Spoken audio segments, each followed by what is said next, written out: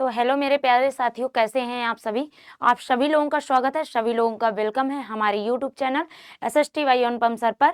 और आज का जो ये हमारा मॉडल पेपर है, इसमें जो क्वेश्चन है कुछ वो क्वेश्चन भी हैं जो सीटेट एग्जाम में आए हुए हैं, कुछ वो क्वेश्चन भी हैं नए क्वेश्चन जो सीटेट एग्जाम में इस प्रकार के क्वेश्चन बनने की संभावना हो सकती है। तो बिना समय गंवाए क्लास को स्टार्ट करते हैं। सभी का स्वागत है हमारे यूट्यूब चैनल पर और जल्दी से क्लास को हम स्टार्ट करते हैं। आज का जो पहला क्वेश्चन है वो आप लोगों के सामने है, जल्दी से इसका आंसर दीजिए। क्या है इसका आंसर क्वेश्चन का? पहला क्वेश्चन पढ़ते हैं। पहला क्वेश्चन क्या है आज का हमारा? बच्चों के शारीरिक, एक मिनट, बच्चों के अधिगम में शारीरिक स्वास्थ्य और सांवेगिक अवस्था किससे संबंधित है? ए ऑप्शन हमारा है का कोई आपसी संबंध नहीं है, बी की भूमिका नगण्य है और का कोई प्रभाव नहीं होता है, डी ऑप्शन कह रहा है कि एक महत्वपूर्ण भूमिका है। जल्दी से इसका आंसर बताइए, इसका आंसर क्या होगा? इसका आंसर क्या होगा? सभी लोगों ने देखा होगा कि बच्चे अधिगम, मतलब मैंने आपको बताया अधिगम मतलब क्या होता है, सीखने में शारीरिक स्वास्थ्य और संवेगिक, यानी कि जो हमारे इमोशनल हैं उनका संवेगिक अवस्था का क्या आपसी संबंध है या नहीं है। ये तीसरा ऑप्शन कह रहा है कोई प्रभाव नहीं पड़ता है, चौथा कह रहा है कि महत्वपूर्ण भूमिका है। तो क्या इसका आंसर है ये बताइए। तो इसका आंसर नंबर सही होगा, इसका आंसर नंबर सही होगा डी, एक महत्व क्या है कि दोनों की क्या है, एक महत्वपूर्ण भूमिका है। दोनों की क्या है, महत्वपूर्ण। सीखने में शारीरिक स्वास्थ्य और हमारे जो सांवेगिक वो हैं, मतलब जो हमारे इमोशन है उनका दोनों का क्या है, संबंध होता है। इसलिए ये ऑप्शन हमारा बिल्कुल गलत हो जाएगा कि दोनों का संबंध नहीं है, ये भी ऑप्शन गलत हो जाएगा।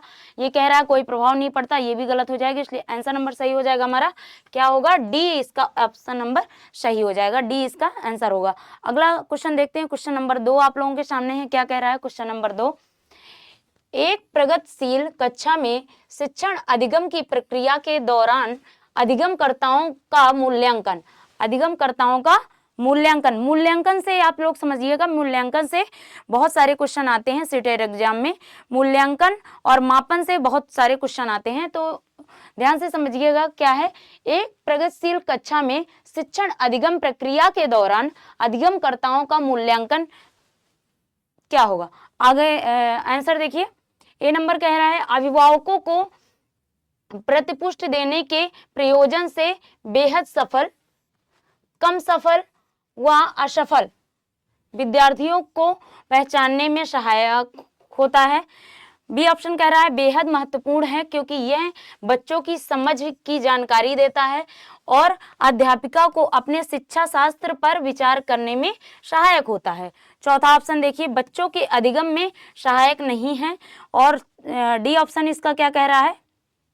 सी ऑप्शन कह रहा है बच्चों के अधिगम में सहायक नहीं है। डी ऑप्शन कह रहा है बच्चों के अधिगम की प्रक्रिया में रुकावट उत्पन्न करता है। बताइए क्या आंसर होगा इसका? इसका आंसर क्या होगा कि हम शिक्षण अधिगम की प्रक्रिया के दौरान अधिगमकर्ताओं का मूल्यांकन पर क्या प्रभाव पड़ता है। तो इसका जो आंसर नंबर हमारा सही होगा वो क्या होगा?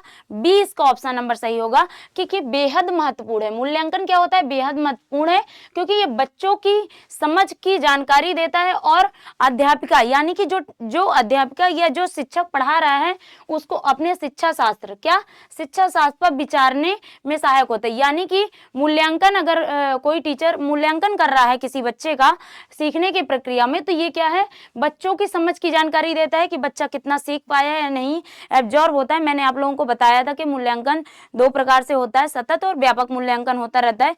सतत मूल्यांकन होता है जो हमेशा चलता रहता है, 24 घंटे बच्चे का मूल्यांकन होता है, यानी कि उसके आने से लेकर उसके खाने पीने, चलने उठने बैठने, और मतलब सतत मूल्यांकन हमेशा बच्चे का चलता रहता है। व्यापक वो होता है जो वार्षिक में हम उनकी एग्जाम लेते हैं या परीक्षा लेते हैं या जो टेस्ट कभी कभार लिए जाते हैं, उसे व्यापक मूल्यांकन कहते हैं। तो ये ऑप्शन हमारा सही हो जाएगा क्योंकि मूल्यांकन बेहद ये दोनों के लिए होता है, बच्चों और शिक्षक के लिए होता है कि हमने जो अपना लेसन या प्लान या जो भी तैयार किया है बच्चे को सिखाने के लिए, वो हमारा अच्छा काम कर रहा है या नहीं कर रहा है, इसका भी मूल्यांकन होता है। और बच्चा जो सीख रहा है, कितना सीख रहा है कितना नहीं सीख रहा है, उसका भी मूल्यांकन होता है। इसलिए ये क्या होता है, बेहद महत्वपूर्ण होता है। इसलिए ऑप्शन नंबर क्या सही होगा हमारा? दूसरा इसका इसका ऑप्शन नंबर सही होगा। तीसरा देखिए, तीसरा क्वेश्चन क्या है, यहाँ पर आपको आंसर भी दिख रहा होगा, इसकी डिटेल भी देख लेते हैं थोड़ा सा। क्या है, बेहद महत्वपूर्ण है क्योंकि यह बच्चों की समझ की जानकारी देता है और अध्यापिका को अपने शिक्षा शास्त्र पर विचारने में सहायक होता है। ठीक है, अगला क्वेश्चन देखिए, क्वेश्चन नंबर तीसरा क्या कह रहा है, प्राथमिक स्तर पर आकलन में शामिल होना चाहिए। प्राथमिक स्तर पर आकलन में क्या शामिल होना चाहिए? छोटे बच्चों को उत्तीर्ण अथवा अनुत्तीर्ण की श्रेणी के अंतर्गत आंकने के लिए प्रत्येक सप्ताह गृह कार्य और कक्षा कार्य, है ना, ये होना चाहिए। या अगला ऑप्शन कह रहा है शिक्षक द्वारा सतत और असंरचनात्मक तरीके से किए गए अवलोकन को बच्चों और अभिभावकों के साथ बांटना। तीसरा ऑप्शन कह रहा है आपका प्रत्येक सप्ताह और औपचारिक परीक्षाएं और खेल तथा उन्हें प्रगति पत्र में दर्ज करना। डी ऑप्शन कह रहा है अर्धवार्षिक और वर्ष के अंत में वार्षिक परीक्षाएं। बताइए क्या ऑप्शन होगा, क्या सही ऑप्शन होगा? आकलन, प्राथमिक स्तर पर आकलन में शामिल क्या होना चाहिए, क्या होना चाहिए, क्या नहीं होना चाहिए, बताइए जरा, क्या शामिल होना चाहिए। मैंने आपको जो ट्रिक वाली वीडियो अगर किसी ने नहीं देखी है तो वो जाके जरूर देख लीजिएगा, है ना। तो इसमें जो हमने साफ साफ आंसर हमें पता चल रहा है, मैंने अवलोकन शब्द को क्या बताया है, बहुत ही पॉजिटिव बताया था, तो इसलिए इसका आंसर पहले देख लेते हैं क्या है। इसका आंसर नंबर सही हो जाएगा बी, क्योंकि ये सतत हो रहा है, सतत 24 घंटे चलता रहता है। मैंने बताया बच्चे का मूल्यांकन वही सबसे अच्छा मूल्यांकन सतत मूल्यांकन माना जाता है, और व्यापक मूल्यांकन भी अच्छा माना जाता है, लेकिन जो 24 घंटे हम बच्चे का मूल्यांकन करते हैं उसे सतत कहते हैं, और तरीके से अवलोकन कर सकते हैं बच्चों और अभिभावकों के साथ बांटना, ये क्या होता है हमारा बी ऑप्शन हमारा सही आंसर होगा इसका। अगला क्वेश्चन देखते हैं, इसमें देखिए इसके डिटेल देख लीजिए। शिक्षक द्वारा सतत और असंरचनात्मक तरीके से किए गए अवलोकन को बच्चों और अभिभावकों के साथ बांटना, है ना। तो अगला क्वेश्चन क्या है हमारा, क्वेश्चन नंबर 4 आप लोगों के सामने है। कोहलबर्ग के अनुसार शिक्षक बच्चों में नैतिक मूल्यों को, किसको, नैतिक मूल्यों का विकास कर सकता है। शिक्षक कोहलबर्ग के अनुसार शिक्षक बच्चों में नैतिक मूल्यों का विकास कर सकता है। कैसे कर सकता है देखते हैं। ए ऑप्शन कह रहा है कैसे व्यवहार किया जाना चाहिए, इस पर कठोर निर्देश देकर। बी ऑप्शन कह रहा है धार्मिक शिक्षा को महत्व देकर। सी कह रहा है व्यवहार के स्पष्ट नियम बनाकर। डी ऑप्शन कह रहा है नैतिक मुद्दों पर आधारित चर्चाओं में उन्हें शामिल करके। क्या इसका ऑप्शन होगा, बताइए जरा क्या ऑप्शन होगा। ऑप्शन क्या होगा, आप लोगों को कोहलबर्ग का नैतिक विकास का सिद्धांत आप लोगों ने पढ़ा भी होगा, तो इसका जो ऑप्शन होगा वो क्या होगा, डी इसका सही ऑप्शन होगा, क्योंकि नैतिक मुद्दों पर आधारित चर्चाओं में उन्हें शामिल करके। चर्चा ऑप्शन आपको दिख रहा है, यहाँ पर चर्चा ऑप्शन दिख रहा है, उन्हें शामिल करके, ये हमारा डी ऑप्शन हो जाएगा। ये देखिए ये कह रहा है कठोर, यानी कि गलत हो गया, हम यहीं से गलत करते चलेंगे, जहां पर हमें नकारात्मक चीजें दिखेंगी हम उन्हें काटते हुए चलेंगे और सही आंसर पर आगे जाके हम पहुंचेंगे। धार्मिक को महत्व देकर, यानी कि ये कह रहा है धार्मिक शिक्षा को महत्व दे, यानी कि केवल एक चीज पे जोर दे रहा है, केवल धर्म पर ही जोर दे रहा है। तो ऐसा तो नहीं है कि नैतिक मूल्यों का विकास केवल धर्म को लेकर होगा, है ना, समाज को लेके भी होगा, धर्म को लेके होगा, संस्कृति को लेके होगा, हर चीज को लेके महत्व देगा। तो इसलिए ये ऑप्शन भी गलत हो जाएगा। व्यवहार को स्पष्ट नियम बनाकर, यानी कि केवल व्यवहार पे जोर है, ये भी गलत हो जाएगा। ये कह रहा है नैतिक मुद्दों में सारे मुद्दे आ जाते हैं, नैतिक मुद्दों पर आधारित चर्चाओं पर उन्हें शामिल करके। ये ऑप्शन इसका सही ऑप्शन होगा, डी ऑप्शन इसका सही आंसर होगा। अगला क्वेश्चन देखिए, क्वेश्चन नंबर 5वां क्या कह रहा है, सृजनात्मकता की विशेषता है। सृजनात्मकता की क्या विशेषता होगी बताइए। मैंने आपको बताया भी था सृजनात्मकता की विशेषता क्या होगी। ए कह रहा है मौलिकता, लचीलापन, प्रभावशीलता या उपयुक्त में से सभी। क्या ऑप्शन होगा इसका, ऑप्शन नंबर सही होगा डी इसका ऑप्शन नंबर सही होगा, क्योंकि सृजनात्मक बालक वही है जिसमें मौलिकता भी हो, लचीलापन भी हो और प्रभावशाली भी हो। इसलिए हमारा ऑप्शन नंबर क्या सही हो जाएगा, ऑप्शन नंबर सही होगा उपयुक्त में से सभी। यानी कि सृजनात्मक बालक के अंदर सारे गुण होते हैं, सारे गुण पाए जाते हैं, उसके अंदर लचीलापन भी होगा, प्रभावशीलता भी होगी, मौलिकता भी होगा, उसे आउट ऑफ बॉक्स भी कहेंगे, उसका चारों तरफ दिमाग चलता है। इसलिए ऐसे बालकों को हम क्या कहते हैं, सृजनात्मक बालक में ये विशेषताएं पाई जाती हैं। अगला क्वेश्चन देखते हैं, क्वेश्चन नंबर यह देखिए, ये क्वेश्चन नंबर इसका आंसर है सृजनात्मकता की निम्न विशेषताएं होती है मौलिकता, प्रभावशीलता और अगला क्वेश्चन देखते हैं। क्वेश्चन नंबर क्या है, छठवां क्वेश्चन नंबर क्या है इसका, देखिए क्वेश्चन नंबर 6 क्या कह रहा है। एलेक्सिया है पढ़ने की अक्षमता, लिखने की अक्षमता, सीखने की अक्षमता या सुनने की अक्षमता। क्या है, यहाँ ऑप्शन भी दिख रहा है, देखिए आपको पढ़ने की अक्षमता है। पढ़ने की अक्षमता क्या है हमारी, डिसलेक्सिया एलेक्सिया दोनों होती हैं, तो इसलिए इसका ऑप्शन नंबर सही हो जाएगा ए। अगले आगे देखिए अगला क्वेश्चन क्या है हमारा, क्वेश्चन नंबर 7 आप लोगों के सामने है। क्या कह रहा है क्वेश्चन नंबर 7, सूर्य बच्चे के साथ साथ चलता है। क्या, सूर्य बच्चे के साथ साथ चलता है, उसके मुड़ने का अनुकरण करता है और बच्चों की बात सुनता है। यह कथन बालक के किस लक्षण की ओर इंगित करता है। यह बालक के किस लक्षण की ओर इंगित करता है, यानी कि बच्चा क्या कर रहा है, बच्चा देख रहा है, बच्चा ये चीज महसूस कर रहा है कि सूर्य मेरे साथ साथ चलता है सूरज, और उसके मुड़ने का अनुकरण करता है। वो ये सोचता है कि मैं मुड़ गया, यानी कि सूरज भी मुड़ गया, इसका अनुकरण कर रहा है। तो यह कथन बालक के किस लक्षण को इंगित करता है, परा अहम केंद्रीयता या सजीव चिंतन या वस्तु स्थिरता, किस पर ये वो करता है। तो इसका ऑप्शन नंबर सही होगा, इसका ऑप्शन नंबर सही होगा सी, इसका ऑप्शन नंबर सही होगा। सजीव चिंतन कर रहा है बच्चा सजीव चिंतन कर रहा है कि मैं चल रहा हूँ, इसका मतलब सूरज भी चल रहा है और मैं बात कर सकता हूँ, सूरज भी बात कर सकता है। जैसे एक और एग्जांपल दीजिए, हम लोग बच्चे को बुलाते हैं चंदा मामा करके, ऐसा हम खिलाते हैं, तो क्या वाकई में चंदा मामा वो कहते हैं ना चंदा मामा दूर के, और कविता भी बनी है कि पुए पकाए गुड़ के, तो ऐसा नहीं है कि मतलब ये कविता है, लेकिन जो छोटे बच्चों करवाते हैं तो वो सजीव चिंतन करते हैं बच्चे इसका।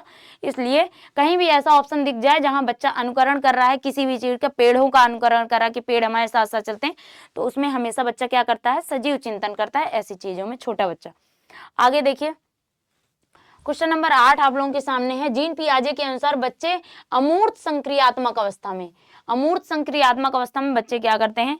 ए ऑप्शन कह रहा है संरक्षण, वर्गीकरण व श्रेणीबद्धता करने में सक्षम नहीं होते। अगला बी ऑप्शन क्या कह रहा है, प्रतीकात्मक और सांकेतिक खेलों में भाग लेना प्रारंभ करते हैं। सी ऑप्शन कह रहा है परिकल्पित निगमनात्मक तर्क और प्रतिज्ञाप्ति चिंतन करने में समर्थ होते हैं। डी ऑप्शन कह रहा है केंद्रीकरण और अनुक्रमणीय सोच में से आबद्ध होते हैं। क्या ऑप्शन होगा इसका बताइए। जीन पियाजे के अनुसार पूछ रहा है अमूर्त संक्रियात्मक अवस्था। जीन पियाजे ने कितनी अवस्थाएं दी हैं, कमेंट करके बताइएगा आप लोग मुझे, और इसका आंसर बताइए क्या है इसका आंसर। तो इसका आंसर नंबर सही होगा सी, इसका आंसर सही होगा। क्या है, परिकल्पित निगमनात्मक तर्क और प्राप्ति ज्ञाप्ति चिंतन में, मतलब यानी कि बच्चा क्या है, अमूर्त चिंतन करने लगा है, यानी कि वो औपचारिक अवस्था में पहुंच गया है। किस अवस्था में पहुंच गया बच्चा, औपचारिक अवस्था में पहुंच गया है। वो नियम से उदाहरण की ओर समझने लगा है, वो चिंतन करना सीख गया है बच्चा, इसलिए ऑप्शन नंबर क्या सही होगा इसका, सी ऑप्शन नंबर सही होगा। अगला क्वेश्चन देखिए, क्वेश्चन नंबर 9 क्या कह रहा है, सुनने में असमर्थ बच्चा, जो बच्चा सुनने में असमर्थ है उसमें क्या है, श्रवण, ए नंबर कह रहा है श्रवण असमर्थता वाले बच्चों के लिए बच्चों के विद्यालय में ही भेजा जाना चाहिए, नियमित विद्यालय में नहीं, है ना। यानी कि ये कह रहा है कि जहां पर सुनने वाले बच्चे हों वहीं भेजा जाना चाहिए, जो नियमित नॉर्मल विद्यालय होते हैं वहां नहीं भेजा जाना चाहिए। ऐसा होता है क्या, आप लोग सोचिए ऐसा होता है क्या, फिर कहाँ रही हमारी समावेशी शिक्षा अगर हम ऐसा करने लगेंगे, है ना। तो आगे देखिए अगला ऑप्शन कह रहा है केवल अकादमिक शिक्षा से लाभ नहीं उठा पाएगा, उसे उसके स्थान पर व्यावसायिक शिक्षा दी जानी चाहिए, ऐसा होगा, है। तीसरा ऑप्शन देखिए, नियमित विद्यालय में बहुत अच्छा कर सकता है यदि उसे उपयुक्त सुविधा और साधन उपलब्ध कराया जाना चाहिए। बताइए ये ठीक लग रहा है ऑप्शन, है ना। और डी ऑप्शन भी देख लेते हैं, नियमित विद्यालय में अपने सहपाठियों के समान भी कभी प्रदर्शन नहीं कर सकेगा। आप बताइए इसका ऑप्शन क्या होगा, बताइए, साफ साफ दिख रहा होगा। अच्छा, जो मैंने आपको वीडियो कराई थी उसमें कुछ ऐसे शब्द दिख रहे हैं जो सकारात्मक हो और नकारात्मक हो, उनसे हम आंसर को पकड़ सकते हैं। भेजा ये कह रहा है केवल श्रवण असमर्थता वाले बच्चे को विद्यालय में ही भेजा जाना चाहिए, नियमित विद्यालय में नहीं। तो ये कह रहा है तो ये ऑप्शन गलत हो जाएगा। ऐसा थोड़ी ना है कि जो कान से कम सुन पा रहा है वो नियमित विद्यालय में नहीं पढ़ सकता। अलग अलग पद्धतियों के माध्यम से हम उन्हें सिखा सकते हैं सामान्य बच्चों के साथ सामान्य विद्यालय में, है ना। यही तो होती है समावेशी शिक्षा हमारी। यहाँ केवल शब्द का प्रयोग कर दिया, ये यहीं से गलत हो गया। ये कह रहा है लाभ नहीं उठा पाएगा, उसके स्थान पर व्यावसायिक शिक्षा दी, ऐसा कुछ नहीं है। आगे देखिए, नियम विद्यालय में बहुत अच्छा हो सकता है यदि उसे उपयुक्त सुविधा दी जाए, यानी कि उसके अनुसार उसे सुविधा दी जाए, साधन उपलब्ध करा जाए तो वो बहुत अच्छा सीख सकता है या कर सकता है। तो हमारा क्या ऑप्शन सही हो जाएगा? ऑप्शन नंबर हमारा सी सही ऑप्शन होगा हमारा, है ना। और ये ऑप्शन भी हमारा गलत हो जाएगा। अगला क्वेश्चन देखिए, क्वेश्चन नंबर 10 आपके सामने है। क्या कह रहा है क्वेश्चन नंबर 10? क्या कह रहा है, पढ़िए जरा क्वेश्चन को। एक 6 वर्ष की लड़की खेल कूद में असाधारण योग्यता का प्रदर्शन करती है। उसके माता पिता दोनों ही खिलाड़ी हैं। क्या है? उसके माता पिता दोनों ही खिलाड़ी हैं। उसे नित्य प्रशिक्षण प्राप्त करने भेजते हैं। क्या करने भेजते हैं? उसके माता पिता उसे प्रशिक्षण प्राप्त करने भेजते हैं और सप्ताह में उसे प्रशिक्षण देते हैं। बहुत संभव है कि उसकी क्षमताएं निम्नलिखित दोनों के बीच परस्पर प्रतिक्रिया का परिणाम होंगी। किसकी? बताइए। मतलब क्या है कि नित्य प्रशिक्षण प्राप्त करते हैं और उसके माता पिता भी खिलाड़ी थे। क्या थे? उसके माता पिता भी खिलाड़ी थे और वो क्या है, वो बच्ची नित्य प्रशिक्षण प्राप्त करने उसे भेजते हैं और सप्ताह में उसे खुद भी उसे प्रशिक्षण देते हैं। और बहुत संभव है कि उसकी क्षमताएं निम्नलिखित दोनों के बीच परस्पर प्रतिक्रिया का परिणाम होंगी। किस चीज का परिणाम होंगी? देखिए, आनुवंशिकता और पर्यावरण का, वृद्धि और विकास का, स्वास्थ्य और प्रशिक्षण का, अनुशासन और पौष्टिकता का। बताइए क्या होगा? क्या होगा सही ऑप्शन इसका? ये ऑप्शन क्या होगा इसका? तो इसका सही आंसर होगा ए इसका सही ऑप्शन होगा, आनुवंशिकता और पर्यावरण का। आनुवंशिकता मतलब क्या है कि उस बच्ची के अंदर वो जीन्स आए, क्योंकि उसके माता पिता भी पहले खिलाड़ी थे, इसलिए उसके अंदर जिज्ञासा आई। एक तो उसके अंदर जीन्स आए जो मम्मी पापा के थे, वो खेलने वाले, वो उसके मतलब वो बच्ची के अंदर आए। और दूसरा उसका प्रभाव किस चीज का पड़ रहा है? पर्यावरण का प्रभाव पड़ रहा है, परिवेश का प्रभाव पड़ रहा है, क्योंकि उसे प्रशिक्षण दिया जा रहा है ना। तो उसे प्रशिक्षण दिया जाता है, प्रशिक्षण वो लेती भी है और उसे क्या है, वो लोग भी समय समय पर उसे प्रशिक्षण देते रहते हैं। यानी कि अपने परिवेश से भी वो सीख रही है और उसके अंदर खेलने की जिज्ञासा भी थी, क्योंकि उसके मम्मी पापा पहले खिलाड़ी थे, इसलिए मम्मी पापा के अंदर जिज्ञासा थी तो बच्चे के अंदर भी खेलने की जिज्ञासा थी। लेकिन अगर केवल जिज्ञासा बस होती तो क्या सीख पाती? अगर उसे परिवेश में प्रशिक्षण नहीं मिल रहा होता तो अच्छा प्रदर्शन वो नहीं कर पाएगी, है ना। तो इसका ऑप्शन नंबर सही होगा ए। अगला क्वेश्चन देखते हैं, क्वेश्चन नंबर 11 क्या कह रहा है आप लोगों के सामने है। निम्नलिखित में से कौन सी समाजीकरण के गौड़वाहक हो सकते हैं? निम्नलिखित में से कौन सी समाजीकरण के गौड़वाहक हो सकते हैं? ए ऑप्शन कह रहा है परिवार और पास पड़ोस। गौड़ पूछ रहा है, ध्यान दीजिएगा, गौड़वाहक पूछ रहा है ना, समाजीकरण के गौड़वाहक पूछ रहा है। ए ऑप्शन कह रहा है परिवार और पास पड़ोस। बी कह रहा है विद्यालय और पास पड़ोस। सी ऑप्शन कह रहा है विद्यालय और निकटतम परिवार के सदस्य। डी ऑप्शन कह रहा है परिवार और रिश्तेदार। बताइए क्या ऑप्शन होगा इसका? क्या ऑप्शन होगा बताइए जल्दी से कमेंट करके, क्या ऑप्शन होगा? ऑप्शन नंबर होगा ए ऑप्शन नंबर होगा क्या है? परिवार और पास पड़ोस, है ना। परिवार और पास पड़ोस के गौड़वाहक होंगे। अगला क्वेश्चन देखिए, क्वेश्चन नंबर 12 आप लोगों के सामने है। क्या कह रहा है? क्वेश्चन नंबर 12 का जवाब दीजिए जल्दी से। क्या कह रहा है क्वेश्चन नंबर? पढ़िए क्वेश्चन नंबर 12 क्या कह रहा है। शिक्षार्थी अपनी बुनियादी पठन कुशलताओं का निर्माण कर सके, इसके लिए एक शिक्षक द्वारा शिक्षार्थियों को मदद करने की जरूरत है। ऑप्शन आप लोगों के सामने है, बताइए जरा कमेंट करके क्या इसका सही आंसर होगा। ए ऑप्शन कह रहा है वैयक्तिक और विभेदित अनुदेशन के साथ। बी ऑप्शन कह रहा है कक्षा विशेष के सीखने के प्रतिफल को प्राप्त करने के लिए उन्हें मानक परीक्षण देने के माध्यम से। सी ऑप्शन कह रहा है वैविध्यपूर्ण तकनीकी का प्रयोग करते हुए। डी ऑप्शन कह रहा है पठन से पूर्व नवीन एवं चुनौतीपूर्ण शब्दावली के साथ। बताइए क्या ऑप्शन होगा, इसका सही आंसर क्या होगा, बताइए बताइए सही ऑप्शन। इसका सही ऑप्शन होगा सी ऑप्शन, इसका सही आंसर होगा वैविध्यपूर्ण तकनीकियों का प्रयोग करते हुए। ये पूछ रहा है, यानी कि अलग अलग तकनीकियों का प्रयोग करके हम क्या है शिक्षार्थियों को मदद करने की जरूरत है। अलग मतलब भिन्न भिन्न पद्धतियों के माध्यम से ये सिखाइए। आप जरूरी नहीं कि आप एक तरीके से ही आप सिखाएंगे तो सब बच्चे सीख सकते हैं, सब लोग नहीं सीख सकते उस पद्धति के माध्यम से, क्योंकि सब लोग समान नहीं है, सब लोग अपने अपने में भिन्न है। अच्छा मतलब व्यक्ति विभिन्नता सब में होती है, सब लोग अपने अपने में भिन्न है। तो वैविध्यपूर्ण यानी कि विभिन्न विभिन्न तकनीकियों का प्रयोग करते हुए। अगला क्वेश्चन देखिए, क्वेश्चन नंबर 13 क्या कह रहा है आप लोगों के सामने। क्वेश्चन नंबर 13 आप लोगों के सामने है, एक बच्चा जोड़े में और समूह में सक्रिय रूप से हिस्सा लेता है। क्या करता है, एक बच्चा है वो क्या कर रहा है, जोड़े और समूह में सक्रिय रूप से क्या करता है, हिस्सा लेता है, लेकिन लिखित परीक्षा में अच्छे अंक नहीं ले पाता। क्या, लिखित परीक्षा में सक्रिय तो भाग लेता है वो, हर मतलब जब भी उसे टीम में भाग लेके कोई काम कराया जाता है तो बढ़िया काम करता है, लेकिन वो क्या कर रहा है, लिखित परीक्षा में अंक नहीं ला पाता है। एक शिक्षक के रूप में आप शिक्षार्थी की मदद कर सकते हैं। कैसे मदद करेंगे बताइए। ए ऑप्शन कह रहा है उसकी सामाजिक अंतःक्रिया की प्रशंसा करते हुए। बी ऑप्शन कह रहा है बच्चे के माता पिता को यह स्पष्ट करते हुए कि लेखन में उसकी कोई रुचि नहीं है।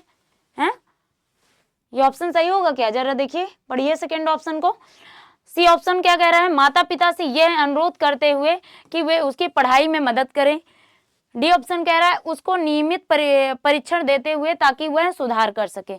बताइए क्या ऑप्शन सही होगा, क्या ऑप्शन सही होगा बताइए, इसका सही ऑप्शन क्या होगा।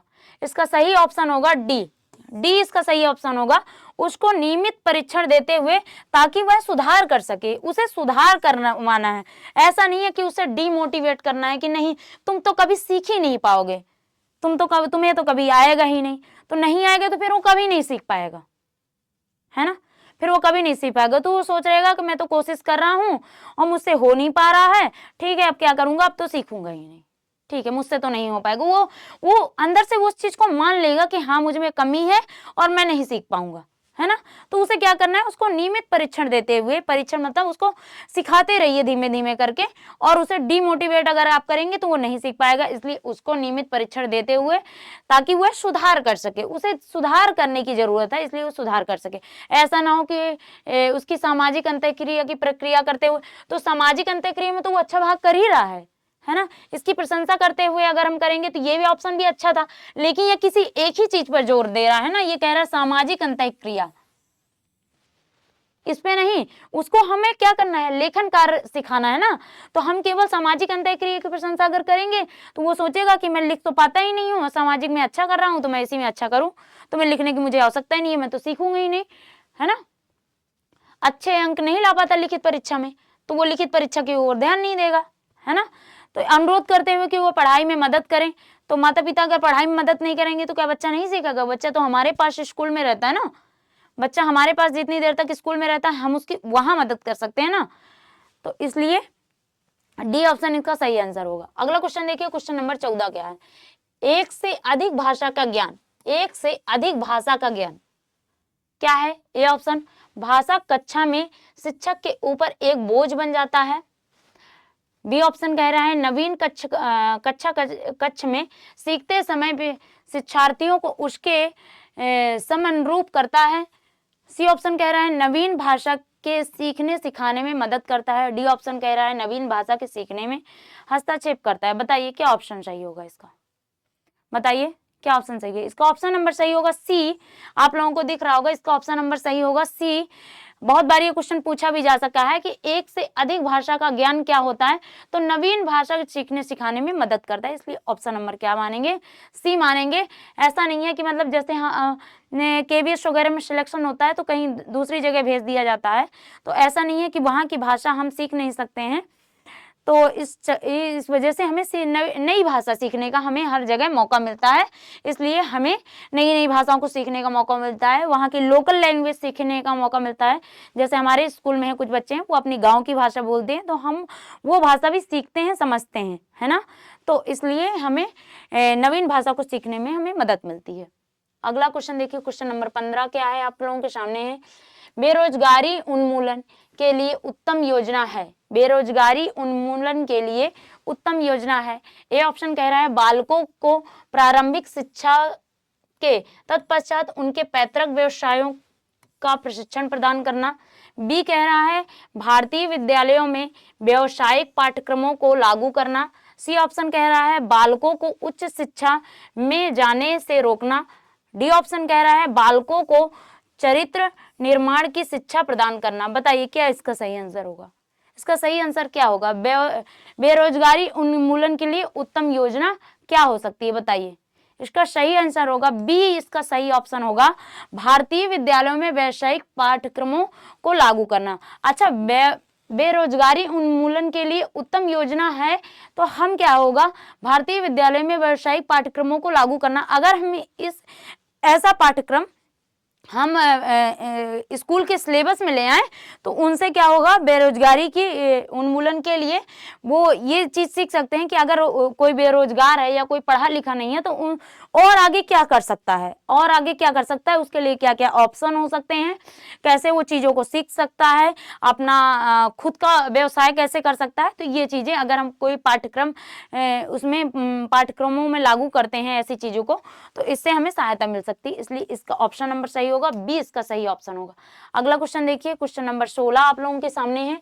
क्या कह रहा है, भारत में प्राथमिक शिक्षा का सार्वभौमिकरण निम्नलिखित में से कौन सा सर्वाधिक बाध्यकारी कारण है? बाध्यकारी यानी कि ये नहीं वाला इस टाइप सा क्वेश्चन है, बाध्यकारी कारण है। क्षेत्र ए नंबर कह रहा है क्षेत्रीय राजनीति, बी कह रहा है सार्वभौमिकरण पर व्यय की लागत के लिए, सी ऑप्शन कह रहा है समानता राजनीति, डी ऑप्शन कह रहा है अध्यापकों की कमी। बताइए क्या ऑप्शन सही होगा? सर्वाधिक बाध्यकारी कारण है, इसका सही ऑप्शन होगा ऑप्शन नंबर बी, सार्वभौमिकरण पर व्यय की लागत के लिए। इसका ऑप्शन आंसर नंबर क्या सही होगा?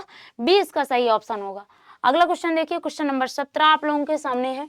क्वेश्चन नंबर 17 आप लोगों के सामने है, बहुत ही इंपॉर्टेंट क्वेश्चन है, बहुत ही इंपॉर्टेंट क्वेश्चन है और एग्जाम में पूछा भी गया है ये क्वेश्चन।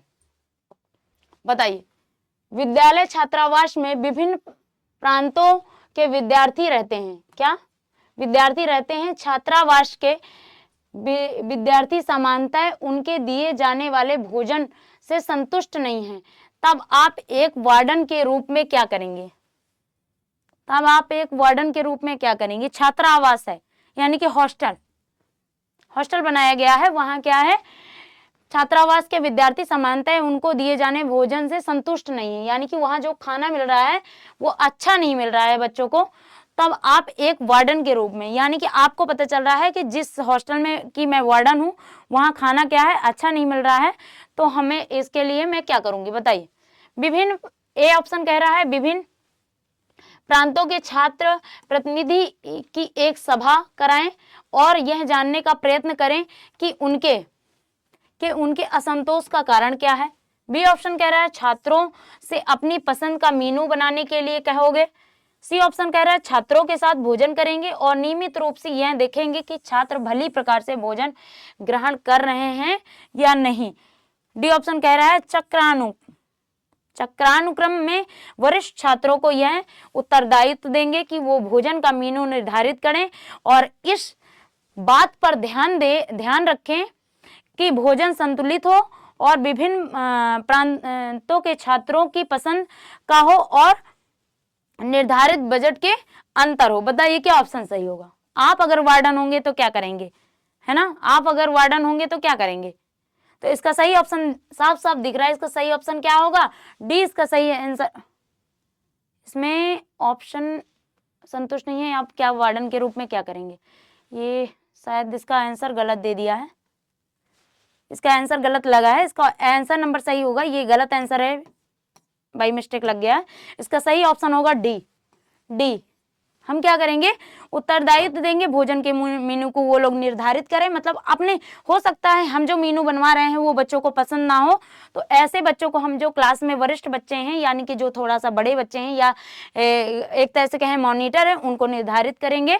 और इस कारण से बात में ध्यान रखें कि वो भोजन संतुलित हो और विभिन्न प्रांतों के छात्रों के पसंद का हो सकता है वहाँ अलग अलग क्षेत्रों के बच्चे रह रहे हों, उन्हें वो खाना पसंद ना आ रहा हो जो वहाँ बन रहा है, इसलिए सबके पसंद नापसंद का ध्यान रखते हुए और निर्धारित बजट के अंदर हो, ताकि ऐसा ना हो कि हम बहुत अच्छा खाना बनवा रहे हैं और जो हॉस्टल में जो बजट आ रहा है वो कम पड़ जा रहा है हमें, तो उसी बजट के अंदर काम करना है। इसलिए सही ऑप्शन इसका सही होगा, डी इसका सही ऑप्शन होगा। तब आप एक वार्डन के रूप में क्या करेंगे, है ना। तो अगला क्वेश्चन देखिए, क्वेश्चन नंबर आपका क्या है, क्वेश्चन नंबर आपका 18 आपके सामने है। आपकी कक्षा में एक लड़का और लड़की को लेकर सामान्य समस्या उत्पन्न हो गई है। क्या, एक लड़का और एक लड़की को लेकर समस्या उत्पन्न हो गई, आपकी प्रतिक्रिया क्या होगी। प्रधानाचार्य को सूचित करना, संरक्षक को सूचित करना, दोनों को बैठाकर समस्या का समाधान करना, और डी ऑप्शन कह रहा है सह शिक्षा को बंद करना, साथ में शिक्षा को बंद करना। बताइए क्या ऑप्शन सही होगा।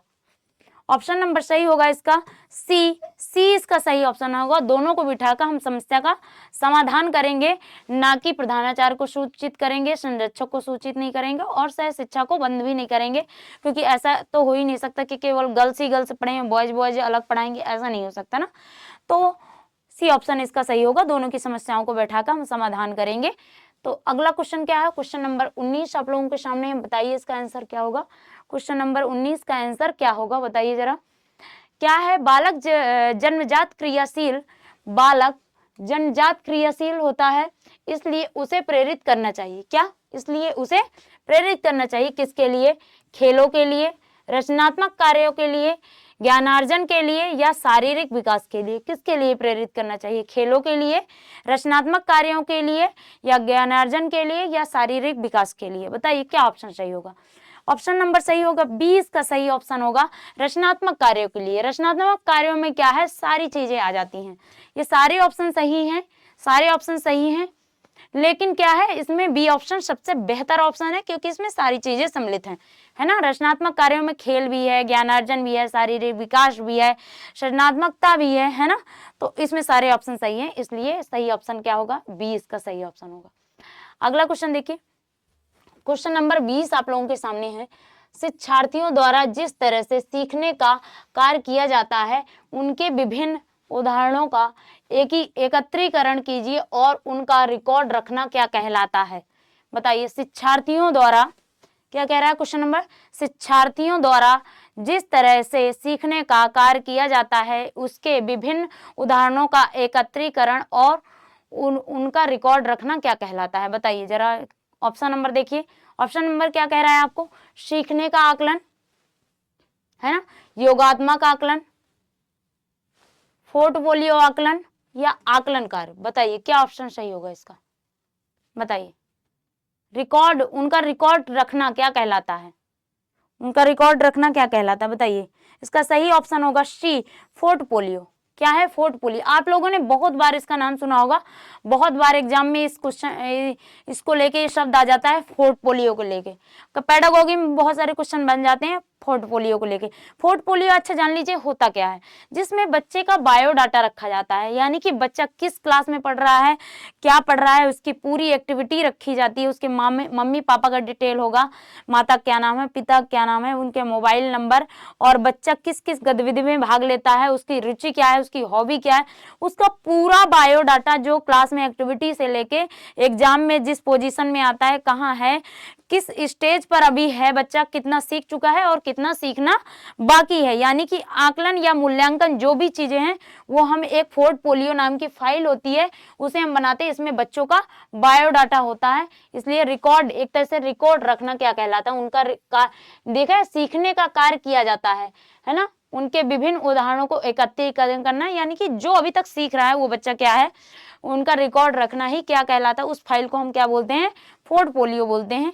अगला क्वेश्चन देखिए, क्वेश्चन नंबर 21 आप लोगों के सामने है। क्या कह रहा है, मूल्यांकन का निकटतम संबंध होता है। मूल्यांकन का निकटतम संबंध जो होता है वो किससे होता है, विषय वस्तु से होता है,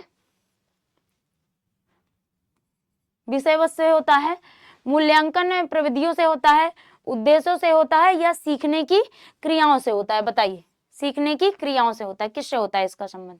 मूल्यांकन का निकटतम संबंध किससे होता है? बताइए। इसका सही ऑप्शन होगा ऑप्शन नंबर सी, उद्देश्यों से। क्या क्या उद्देश्य? मूल्यांकन का निकटतम संबंध किससे है? उद्देश्य से। यानी कि हमारा उद्देश्य क्या है, इसका निकटतम संबंध किससे है? उद्देश्य से। यानी कि जब हम मूल्यांकन करेंगे तो पहले ये देखेंगे हमारा उद्देश्य क्या है, तब हम बच्चे को देखेंगे कि बच्चा कितना सीख रहा है, क्या सीख रहा है। यानी कि हमारा उद्देश्य है बच्चे को आगे पहुंचाना, बच्चे को कुछ सिखाना, या बच्चे की गतिविधियों में ध्यान देना। अगर हम ध्यान दे रहे हैं तो क्यों दे रहे हैं? क्योंकि बच्चा अच्छा सीखे, अच्छा कार्य करे, इसलिए हमारा उद्देश्य इसका निकटतम संबंध होगा, उद्देश्य का। आगे देखिए, अगला क्वेश्चन है क्वेश्चन नंबर 22। किसी प्रकार के मूल्यांकन का मुख्य अभिप्राय विद्यार्थियों के फीडबैक देना क्या कहलाता है? बताइए। किसी प्रकार के मूल्यांकन का मुख्य अभिप्राय विद्यार्थियों को फीडबैक देना है तो क्या कहलाएगा? रचनात्मक मूल्यांकन, निदानात्मक मूल्यांकन, सारात्मक मूल्यांकन और भविष्यात्मक मूल्यांकन। क्या सही ऑप्शन होगा? बताइए। इसका सही ऑप्शन क्या होगा? किसी प्रकार के मूल्यांकन का मुख्य अभिप्राय विद्यार्थियों को फीडबैक देना, फीडबैक पूछ रहा है तो क्या कहलाएगा? इसका जो सही ऑप्शन होगा ऑप्शन नंबर ए सही ऑप्शन होगा, रचनात्मक मूल्यांकन। क्या? रचनात्मक मूल्यांकन सही ऑप्शन होगा। अगला क्वेश्चन देखिए, क्वेश्चन नंबर 23 आप लोगों के सामने है। विचार न केवल भाषा को निर्धारित करता है बल्कि उससे पहले भी आता है। निम्नलिखित में से किसने यह विचार प्रस्तुत किया है? कुछ देख के याद आ रहा है? कुछ देख के याद आ रहा है? भाषा कह रहा है विचार न केवल भाषा को निर्धारित करता है बल्कि उससे पहले भी आता है। यानी कि पहले भी भाषा आती है, बाद में विचार आता है। कुछ याद आया? पहले भाषा आती है, बाद में विचार आता है। निम्नलिखित में से किसने यह विचार प्रस्तुत किया है? जीन पियागेट ने, कोलबर्ग ने, या जीन पियाजे ने, पॉलो ने, वाइगोस्की ने? बताइए क्या सही ऑप्शन होगा? ऑप्शन नंबर सही होगा नहीं, इसका ऑप्शन नंबर सी गलत दिया है, पॉलो नहीं होगा इसका ऑप्शन नंबर सी, पॉलो नहीं होगा इसका ऑप्शन नंबर। अब कोलबर्ग तो है नहीं, पॉलो भी नहीं है, अब दो ऑप्शन बचते हैं, जीन पियाजे और वाइगोस्की। अब बताइए, अब क्या होगा सही ऑप्शन? बताइए, है ना? कमेंट करके सही ऑप्शन बताइए। आगे चलते हैं, आप लोग बताइएगा कमेंट करके सही ऑप्शन इसका क्या होगा, क्योंकि ये पढ़ा भी चुकी हूं मैं पढ़ा चुकी हूँ, जीन पियाजे भी पढ़ा है, वाइगोस्की भी पढ़ा है, इसलिए आप लोग कमेंट करके इसका आंसर देंगे। अगला क्वेश्चन देखिए, क्वेश्चन नंबर 24 क्या कह रहा है? क्वेश्चन नंबर 24 क्या कह रहा है? पियाजे के संज्ञानात्मक विकास के सिद्धांत से निम्नलिखित में से कौन सा निहितार्थ नहीं निकाला जा सकता है? यानी कि निष्कर्ष या तो निहितार्थ बोल दिए, या निष्कर्ष नहीं निकाला जा सकता है। बताइए। बच्चों के सीखने की इच्छा, मौखिक शिक्षण की आवश्यकता, या व्यक्तिगत विभिन्नता को स्वीकार करना, या खोज सीखना? बताइए।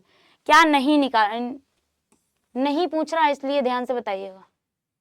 नहीं पूछ रहा है ना? नहीं से आंसर देना है, इसलिए बताइए। सही ऑप्शन जो इसका होगा वो क्या होगा? बी सही ऑप्शन होगा, क्योंकि पियाजे क्या कहते हैं? बताइए। पियाजे कह रहे हैं, पियाजे तो हमेशा यही कहते हैं कि बच्चों को सीखने की इच्छा, सीखने पर जोर दिया है, व्यक्तिगत विभिन्नताओं को स्वीकार करना, अलग अलग बच्चा अलग अलग तरीके से सीखेगा, सबका दिमाग एक तरह नहीं होता है। व्यक्तिगत विभिन्नता यही होती है कि हर बच्चा अपने अपने में विशिष्ट है, वो उसी प्रकार से सीखेगा। खोज यानी कि नन्हा वैज्ञानिक तो बोला ही है पियाजे ने, और खोज करके बच्चा सीखता है, इसलिए इसमें नहीं पूछ रहा था, तो सही ऑप्शन हमारा क्या हो जाएगा? इसका बी ऑप्शन इसका सही आंसर होगा। ये केवल एक ही चीज पर जोर दे रहा है, मौखिक शिक्षण की आवश्यकता, इस पर जोर है, इसलिए सही ऑप्शन क्या होगा? इसका बी सही ऑप्शन होगा।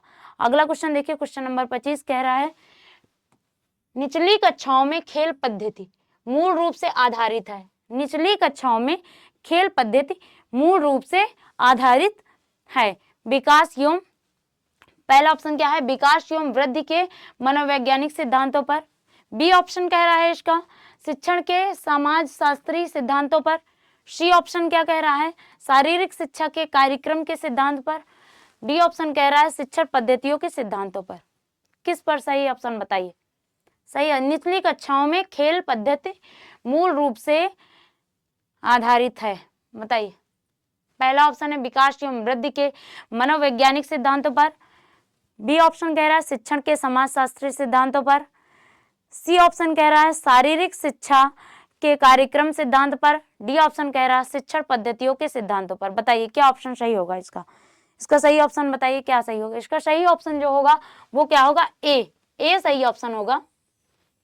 ए इसका सही आंसर होगा, विकास एवं वृद्धि के मनोवैज्ञानिक सिद्धांतों पर, है ना। अगला क्वेश्चन देखिए, क्वेश्चन नंबर 26 आप लोगों के सामने है। अनुसंधान से पता चलता है कि ... कि सीखने की प्रक्रिया में एक प्रबल चर है, संभवतः योग्यता से भी ज्यादा महत्वपूर्ण चर है। क्या है बताइए। उपेक्षा, अनभिज्ञता, अभिप्रेरणा और निरुत्साहन। बताइए क्या सही ऑप्शन होगा।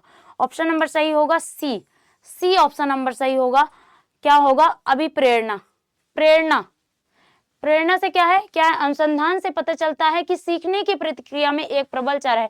यानी कि हम कब सीखते हैं, जब हमें अंदर से प्रेरणा आएगी किसी भी चीज को सीखने की। जब आपके अंदर से प्रेरणा आती है, अंदर से अभिप्रेरणा हो या प्रेरणा, दोनों एक ही चीज है, तो कैसे जब आएगी तभी अच्छे से सीखेगा बच्चा, है ना। जब अंदर से प्रेरणा नहीं आएगी सीखने के लिए तो बच्चा नहीं सीखता। इसलिए बच्चों को प्रेरित करना पड़ता है, उन्हें हमेशा मोटिवेट करना पड़ता है सीखने के लिए। इसलिए अभिप्रेरणा का प्रबल चर होता है। अगला क्वेश्चन देख, क्वेश्चन नंबर 27 आप लोगों के सामने क्या कह रहा है। कोलबर्ग के सिद्धांत के अनुसार कौन सी अवस्था एक व्यक्ति का निर्णय दूसरों के अनुमोदन, एक व्यक्ति का निर्णय यानी कि एक व्यक्ति हो या कोई बच्चा हो, है ना, दूसरों के अनुमोदन यानी कि पारिवारिक आकांक्षाओं, पारंपरिक मूल्यों एवं समाज के नियमों, देखते जाइएगा क्वेश्चन में क्या क्या दे रहा है, आधारित है, वो कौन सी अवस्था होगी। पूर्व पारंपरिक अवस्था, पारंपरिक अवस्था, पश्च पारंपरिक अवस्था या पूर्व पश्च पारंपरिक अवस्था। बताइए क्या होगा सही ऑप्शन। सही ऑप्शन क्या होगा, सीखने एक व्यक्ति का निर्णय दूसरों के अनुमोदन, पारिवारिक आकांक्षाओं, पारंपरिक मूल्यों और समाज के नियमों पर आधारित है। बताइए इसका सही ऑप्शन होगा ऑप्शन नंबर बी, पारस्परिक अवस्था। बताइए होगा इसका सही ऑप्शन। कोलबर्ग के सिद्धांत को सबने पढ़ा होगा, अगर नहीं पढ़ा हो तो जाके वीडियो को अच्छे से देख लीजिएगा, है ना। तो अगले क्वेश्चन पर चलते हैं, क्वेश्चन नंबर 28 है। क्रिस्टीना अपनी कक्षा को क्षेत्र भ्रमण पर ले जाती है और वापस आने पर अपने विद्यार्थियों के साथ भ्रमण पर चर्चा करती है। यह ... की ओर, यानी कि यह कथन ... की ओर संकेत करता है। किसकी तरफ संकेत करता है। क्रिस्टीना एक शिक्षिका है, वह अपने बच्चों को कहाँ ले जाती है, भ्रमण पर ले जाती है, और भ्रमण पर से जब वापस आते हैं तो उस पर क्या करते हैं, चर्चा करते हैं वो लोग, वो चर्चा करती है। ये बात किस पर इंगित करता है, ये चीजें संकेत करता है। पहला ऑप्शन है इसका सीखने के आकलन के लिए, आकलन के लिए सीखना, या आकलन का सीखना, या सीखने को आकलन।